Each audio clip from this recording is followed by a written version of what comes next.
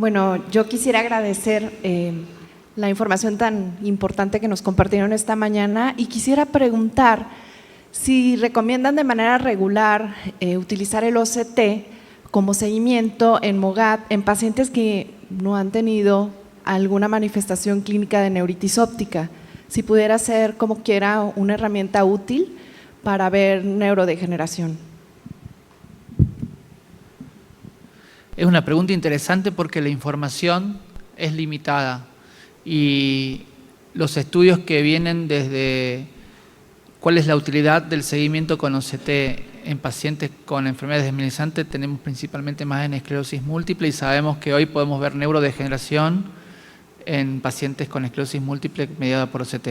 Existe atrofia de cerebro en pacientes con enfermedades por espectro, eso ya hay diferentes estudios, de hecho la atrofia de tálamo es la que más asocia con deterioro cognitivo en enfermedad del espectro, pero hoy la información del seguimiento con OCT y si encontraríamos afinamiento de RNFL o de capa de células ganglionares en OCT y de ahí tendríamos que por ahí o nos modificaría alguna conducta es sumamente limitado. Lo que sí sabemos, por ejemplo, de OCT, y es importante tener en cuenta que hay ciertas características que nos puede devolver la OCT en pacientes que sí han tenido neuritis óptica que nos podrían ayudar a diferenciar esclerosis múltiple, donde tenemos en la mayoría de los casos una alteración más parcial de la región temporal con respecto a MOGAD o enfermedad del espectro, donde en general hace una alteración mucho más amplia de todos los cuadrantes y en general la atrofia es más severa.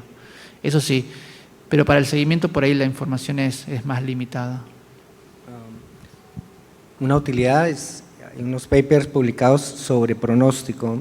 Cuando tú tienes de neuritis, el compromiso de la GCL desde las etapas iniciales es un factor de mal pronóstico en recuperación en el paciente con MOGAD. Y posiblemente me sitúe un plan de diferenciación con esclerosis múltiple y lo que estaban comentando y MOGAD, así no tanto con la severidad con NMO, a pesar de que los patrones son un poquito diferentes, pero ese OCT temprano con una GCL bien comprometida, con un edema, posiblemente nos hable, y una neuritis longitudinal extensa, nos hable un pronóstico y pueda sugerir que tengamos que ser un poquito más agresivos en el contexto de ese manejo inicial de un paciente con MOGAD.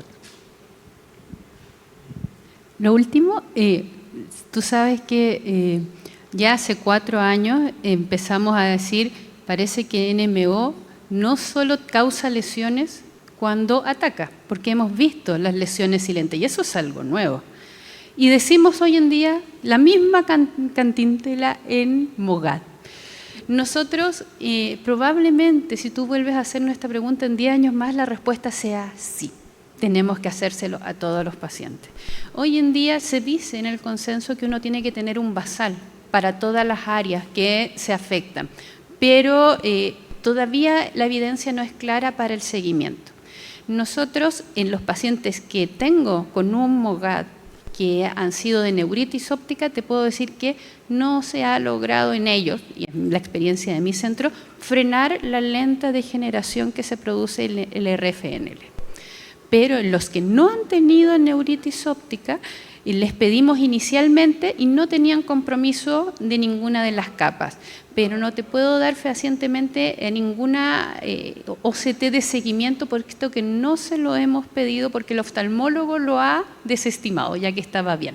Entonces yo creo que esa pregunta debes guardarla en tu corazón y volver a preguntarla en 5 años más cuando tengamos más evidencia y probablemente yo misma te voy a decir, me equivoqué, sí tienes que hacer el OCT todos los años. Gracias por sus... me llama un poco la atención, entendiendo las enfermedades como recurrentes, la propuesta de suspensión de la inmunosupresión luego de 5 años.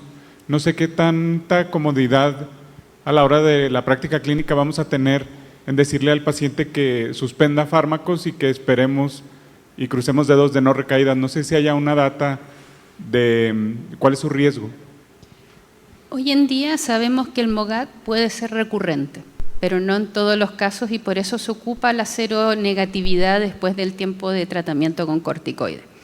Las series grandes de centros, que estamos hablando 200, 300 pacientes por centro, han demostrado que luego de 4 a 5 años la probabilidad de tener una recaída con terapia inmunosupresora adecuada tiende a 0.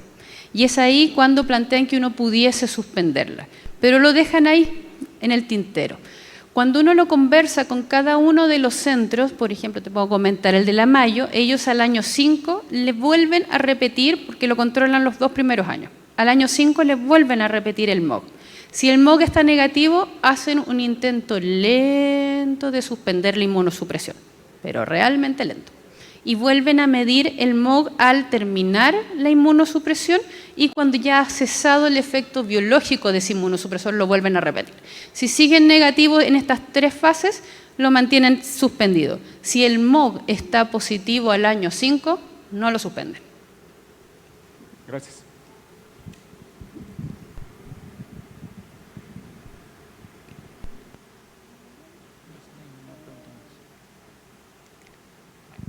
Bueno, muchísimas gracias a todos por su atención y seguimos con el siguiente segmento de la doctora Gloria.